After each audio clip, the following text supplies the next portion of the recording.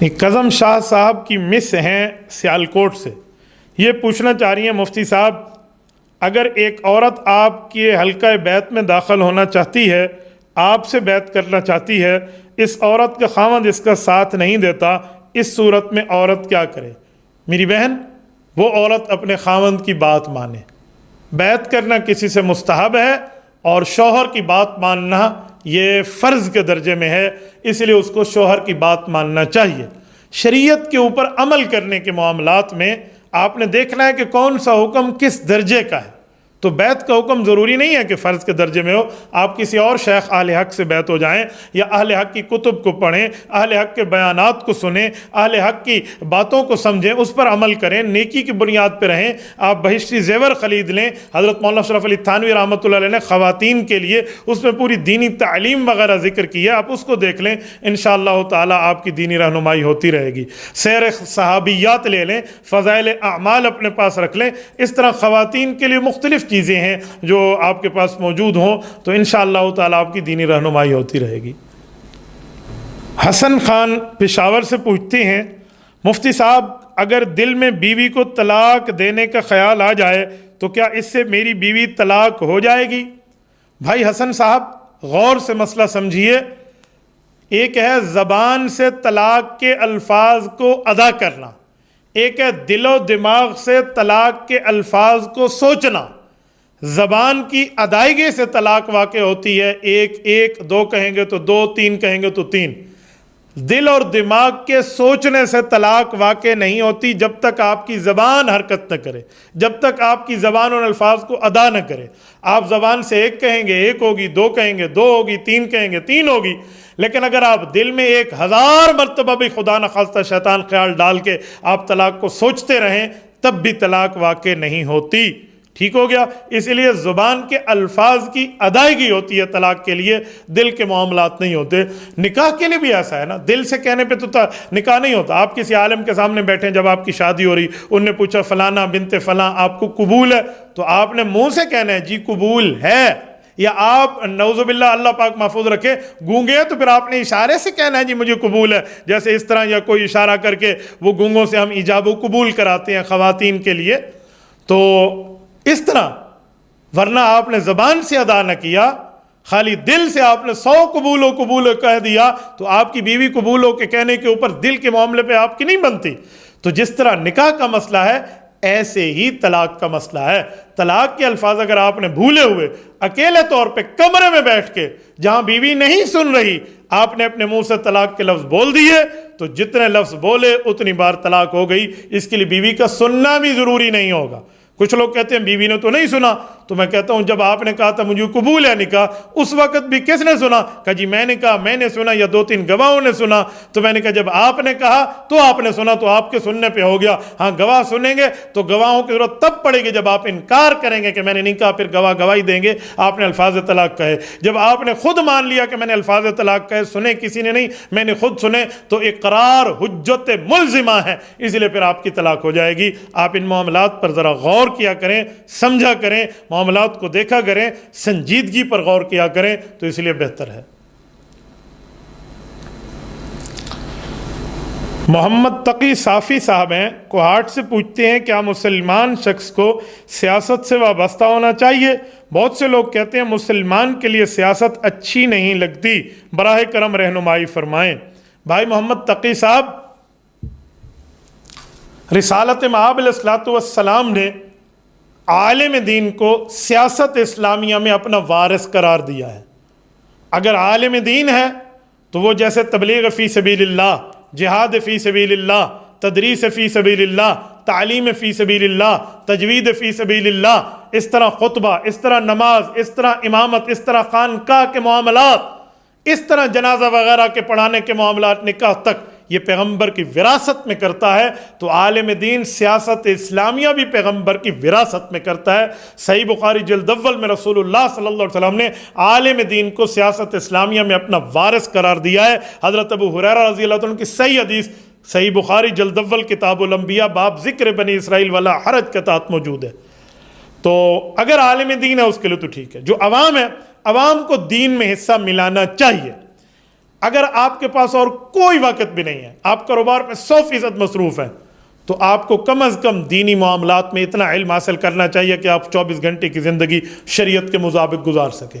آپ کے پاس وقت بھی ہے، صلاحیت بھی ہے، مال بھی ہے، زبان بھی ہے، جوانی بھی ہے، تحریک میں آپ کے لیے صلاحیتوں سے اللہ تعالیٰ نے آپ کو مال و مال کیا ہے، تو آپ تبلیغ میں جائیں تب بھی دین کا کام، آپ تدریس میں جائیں تب بھی دین کا کام، آپ باقی معاملات کے معاون بنیں تب بھی دین کا کام، سیاست اسلامیہ میں علماء کرام کا ساتھ دیں تب بھی دین کا کام ہے۔ جس بندے نے آپ کو کہا ہے سیاست سے علیحدہ ہو جائیں، شاید اس نے ان دنیاوی لوگوں کی سیاست کے بارے میں کہا ہو جن لوگوں نے سیاست میں جھوٹ بولنا، سیاست میں کرپشن کرنا، سیاست میں علماء کی پگڑی کو اچھالنا، سیاست میں گالیاں دینا یا سیاست میں عورتوں کی عزت اچھالنا سیکھا ہے، ان سے بچنے کا کہا ہوگا۔ آپ کو جمعیت علماء اسلام، علماء کرام کی سیاست سے دور رہنے کی بات کوئی مسلمان عالم دین نہیں کر سکتا، اس لیے ان دونوں مسئلوں میں فرق ہے، آپ ذرا اس فرق کو سمجھ کے جیے۔ حسین خان صاحب توسہ شریف سے پوچھتے ہیں، مولانا صاحب مجھے شیطان کے وسوسے بہت آتے ہیں، کیسے بچا جائے، رہنمائی فرمائیں، خاص طور پر انتہائی گھٹیا وسوسے مجھے آتے ہیں۔ بھائی حسین، اعوذ باللہ من الشیطان الرجیم کثرت سے پڑھا کرے، شیطانی وسوسے نہیں آئیں گے۔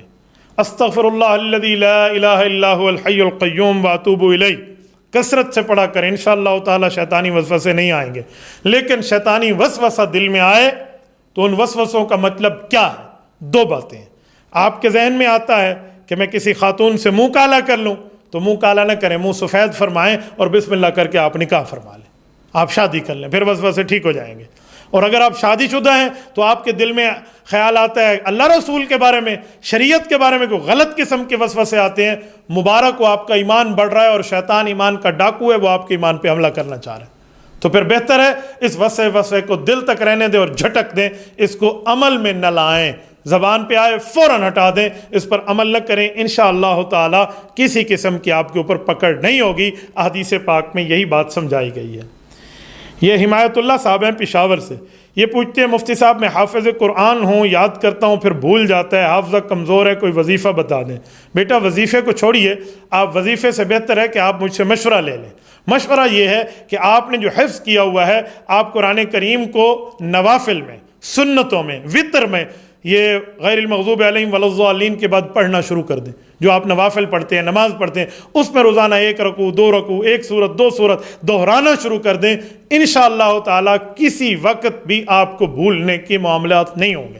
اسی طرح جو حافظ بن رہا ہوتا ہے بچہ، ہم ان کو بھی یہی کہتے ہیں کہ آپ کو چاہیے کہ آپ لوگ قرآن کریم کو اپنے نوافل میں، سنتوں میں، وطر میں، اپنی الگ نمازوں میں دہرائیے تاکہ آپ کے حفظ مضبوط ہو جائیں، تو انشاءاللہ تعالی یہاں بھی آپ کا حفظ مضبوط ہو جائے گا۔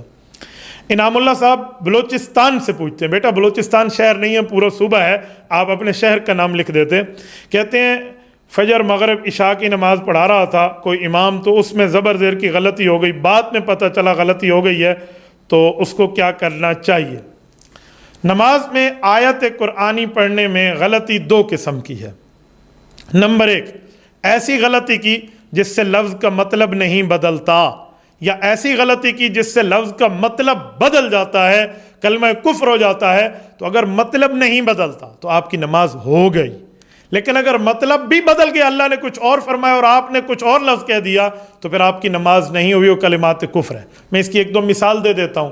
صلاتکم کو صلاتکم، یا اس طرح مثلا قرآن کریم میں لا ترفعوا اصواتکم فوق صوت النبی، آپ نے نعوذ باللہ پڑھ لیا لا ترفعوا اصواتکم، نماز ہو گئی ہے، معنی اس میں نہیں بدلا، لیکن پڑھنا ایسے نہیں چاہیے، آپ کو ٹھیک پڑھنا چاہیے تھا، لیکن نماز ہو گئی، دہرانے کی ضرورت نہیں ہے۔ لیکن اگر آپ نے کوئی ایسی عبارت پڑھی جس سے کلمہ کفر بنا، فَعَصَىٰ آدَمُ رَبَّهُ فَغَوَىٰ، اگر آپ نے اس کو یوں پڑھ لیا فَعَصَىٰ آدَمَ رَبُّهُ، تو آپ کیا کر بیٹھیں گے؟ کلمات کفر ہوگا، نماز ٹوٹ جائے گی۔ کیوں؟ پہلے کا مطلب ہے حضرت آدم علیہ السلام سے اپنے اللہ کے حکم میں بھول ہوئی، یہ تو ثابت ہے، فنسیہ، حضرت آدم علیہ السلام سے بھول ہوئی تھی، اور دوسری آیت کا مطلب ہے اللہ تعالیٰ بھول بیٹھا اپنے آدم علیہ السلام کے حکم کو، تو یہ تو کلمات کفر ہے، تو اس لیے اس ترتیب پہ پھر آپ کی نماز نہیں ہوگی۔ کسی نے جان بوجھ کے پڑھا تو ہم کہتے ہیں نکاح سے فارغ، ایمان سے فارغ، کلمہ بھی دوبارہ پڑھ، تجدید نکاح بھی دوبارہ کر، لیکن بھول کے پڑھا تو وہ سزا تو نہیں ہے، لیکن نماز نہیں ہوئی، آپ کو نماز دوبارہ پڑھنی پڑے گی۔ اس لیے بہتر ہے کہ آپ کسی جید مفتی سے آپ رابطہ رکھیے اور اس سے جا کر پوچھیے۔ یہ میں اس لیے بتا رہا ہوں تاکہ آپ کی نمازوں کی ترتیب ٹھیک ہو۔ یہ نہیں ہے اس طرح سارے حضرات ایک ہی معاملات میں شروع ہو جاتے ہیں۔ کسی عالم دین کے پاس جائیں، وقت لیں، اس سے پڑھیں، وہ آپ کو نور الاضاء سے بھی پڑھاتے نا، باب زلت القاری۔ تو آپ اگر امام مسجد ہیں تو آپ کو کم از کم یہ چیزیں سمجھنی چاہیے، پھر آپ کو سمجھ آئے گا کہ اس موقع پہ نماز ہوتی ہے یا نہیں ہوتی، یہ کیا مواقع ہیں۔ اعجاز احمد بہان صاحب سعید آباد حیدرآباد سے پوچھتے ہیں، مفتی صاحب میرا سوال یہ ہے، کیا پیروں کا جھوٹا پانی پیا جا سکتا ہے، یا پیر و مرشد کے ہاتھ کو چوم سکتے ہیں یا پاؤں کو چوم سکتے ہیں؟ میں تو اس کا قائل نہیں ہوں، آپ ذرا مجھے بتائیں۔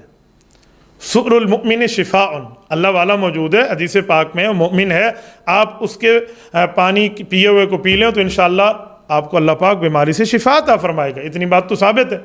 اور باقی کسی کا ہاتھ چومتے ہیں آپ تو ہاتھ چومنا، ماتھا چومنا، اس کو بوسہ دینا، تو یہ اپنے شیخ، اپنے بزرگ، اپنے والد، اپنے بڑے کے ساتھ بالکل جائز ہے، کوئی منع نہیں ہے۔ لیکن جہاں تک پاؤں چومنے والی بات جو آپ نے کی ہے نا، پاؤں چومنا فی نفس ہی تو جائز ہوگا کہ آپ ماں کے پاؤں دبا رہے ہیں، آپ چوم لیں، آپ کو کوئی حرام نہیں ہے، گناہ گار نہیں ہے۔ لیکن عام طور پہ جو آج کل لوگ جھک جاتے ہیں نا، وہ سجدے کے طور پہ پھر پاؤں چومتے، کہتے ہیں ہم تو قدم بوسی کی ہے، وہ سجدہ لگتا ہے۔ اسی لیے اس معاملے کی کم از کم میں اجازت آپ کو نہیں دوں گا۔ ہاں، آپ ابا جی کے پاؤں دبا رہے تھے اور آپ بھی، ابا جی لیٹے ہوئے ہیں، آپ بیٹھے ہوئے، آپ پاؤں دبا رہے ہیں، آپ نے ابو کا پاؤں چوم لیا، اماں جی کا پاؤں چوم لیا، کوئی پرابلم نہیں ہے، کوئی حرج نہیں ہے۔ لیکن آپ مجمع عام میں اپنے والد، اپنے شیخ، اپنے استاد کے پاؤں چومنے کے لیے نیچے جھک گئے ہیں تو دیکھنے والا سمجھے گا جی غیر اللہ کا سجدہ ہے۔ تو اسی لیے موہوم ہے کہ لوگ سجدے اور شرک کی طرف ہو جائیں، تو آپ کو یہ کام نہیں کرنا چاہیے۔ حسن زیب خان صاحب ضلع دیر سے پوچھتے ہیں، مفتی صاحب اسکول یا مدرسے میں بچوں سے مالی جرمانہ لیا جاتا ہے، اس بارے میں کیا خیال ہے؟ بیٹا، مالی جرمانہ لینا ہمارے ہاں جائز نہیں ہے، یہ بات ذہن میں رکھیں۔ اس کے لیے کوئی اور سزا کی معاملات کی تجویز تو آ سکتی ہے کہ آپ کسی اور معاملات میں شریعت کے حدود میں رہ کر مارنے کوٹنے پہ اور ذلیل کرنے کی بات میں آپ کو نہیں کہہ رہا۔ آپ 10 منٹ کھڑے ہو جاؤ، لیٹ ہوئے ہو، بار بار آپ لیٹ ہوتے ہو، آپ کو سبق یاد نہیں ہوتا، اس حد تک تو کچھ بات ہے۔ یوں نہیں ہے کہ آپ اسکول کالج میں یا مدرسے میں اس کو مار دھراڑ شروع کر دیں اور بچے کے نعوذ باللہ کوئی جو ہے نا نشانات ہو جائیں اور آپ جو ہے نا کہتے ہیں نہیں چلو پیسے نہیں لے سکتا تو یوں ماروں، یہ دونوں صورتیں غلط ہوں گی۔ تو اس کے لیے کوئی اور تجویز کر دی جائے تو بہت اچھا ہوگا۔ دوسرا سوال بھی انہی صاحب کا ہے، حسین زیب صاحب کہتے ہیں، حضرت حسین رضی اللہ تعالیٰ عنہ کو علیہ السلام کہنا کیسا ہے؟ سیدنا امام حسین رضی اللہ تعالیٰ عنہ کو علیہ السلام فی نفس ہی کہنا تو منع نہیں ہے، لیکن آج کل کچھ لوگ علیہ السلام اسی لیے کہتے ہیں کہ حضرت حسین رضی اللہ تعالیٰ عنہ نبیوں کی طرح معصوم ہیں، جیسے انبیاء کرام معصوم عن الخطا ہیں، ویسے ہی غیروں کو بھی لوگ سمجھ لیتے ہیں۔ اس کا یہ مطلب نہیں ہے۔ حضرت حسین رضی اللہ تعالیٰ عنہ کا رتبہ بہت بڑا، بہت بڑا، بہت بڑا، لیکن نبی نہیں ہے، یہ بات ذہن میں رکھیں۔ انبیاء کی طرح معصوم غیر نبی کو سمجھنا یہ بہت بڑا جرم ہے، یاد رکھیں۔ حضرت رسول اللہ صلی اللہ علیہ وسلم کا جو رتبہ ہے وہ صرف حضرت رسول اللہ کا ہے، جو انبیاء کا رتبہ ہے وہ صرف انبیاء کا ہے، غیر انبیاء کا نہیں ہے۔ اس بنیاد پہ کوئی علیہ السلام کہہ دیتا ہے تو وہ غلط ہوگا، لیکن علیہ السلام کہنا اگر اس عقیدے کے ساتھ نہ ہو تو فی نفسی جائز ہے، منع نہیں ہے۔ لیکن آپ یہ ذہن میں رکھیں، کچھ لوگ ہیں جو یہاں پر بھی ڈنڈی مارتے ہیں اور کہتے ہیں کہ حضرت ابو بکر تو رضی اللہ تعالیٰ عنہ ہے اور حضرت علی اور حضرت حسین جو ہیں وہ علیہ السلام ہیں۔ میرے دوستو، اگر علیہ السلام کہیں گے تو پھر سب کو کہو، حضرت ابو بکر علیہ السلام، حضرت عمر علیہ السلام، حضرت عثمان علیہ السلام، حضرت علی علیہ السلام، حضرت حسین علیہ السلام، تاکہ پتہ چلے ہم سب کو صرف سلامتی کے طور پہ کہہ رہے ہیں۔ لیکن اگر آپ صرف اہل بیت اعظام کے ساتھ علیہ السلام کہیں اور باقی صحابہ کرام کے لیے آپ وہ رتبہ نہ کہیں اور عقیدہ بھی آپ کا غلط ہو کہ وہ انبیاء والی صفات یہاں مانے، تو تب کہنا جائز نہیں ہے۔ اسی لیے بعض علماء کرام منع کرتے ہیں، ورنہ علیہ السلام کے لفظ تو ہماری پرانی کتابوں میں بھی حضرت حسین رضی اللہ عنہ کے موجود ہے، حضرت امام بخاری رحمۃ اللہ علیہ نے بھی فرمایا ہے، لیکن اس زمانے میں یہ ترتیب نہیں تھی جو آج کل ڈنڈی ماری جا رہی ہے۔ اس لیے ڈنڈی اور ڈنڈے کے فرق کو سمجھیے۔ میں نے دونوں باتیں آپ کی خدمت میں رکھ دی ہیں۔ اہل بیت سے محبت ایمان کا حصہ ہے، بے ایمان در بے ایمان ہوگا جو اہل بیت کی محبت نہ رکھے، لیکن صحابہ کرام کی ناموس، عزت، آبرو کی حفاظت بھی ہمارے ایمان کا حصہ ہے۔ ہم کسی ایسی بنیاد پہ یوں نہیں آئیں گے کہ جس سے صحابہ کرام کی عزت پہ فرق آئے، یا صحابہ کرام کی عزت یوں بتائیں کہ اہل بیت کی عزت پہ فرق آئے۔ بابا یہ دونوں ہمارے ایمان کا محور، ہمارے ایمان کا معیار، ہمارے ایمان کی جلا، ہمارے ایمان کی روشنی، ہمارے ایمان کا حسن، ہمارے ایمان کا جمال ہے۔ اس کے اوپر کوئی دوسری رائے نہیں ہے۔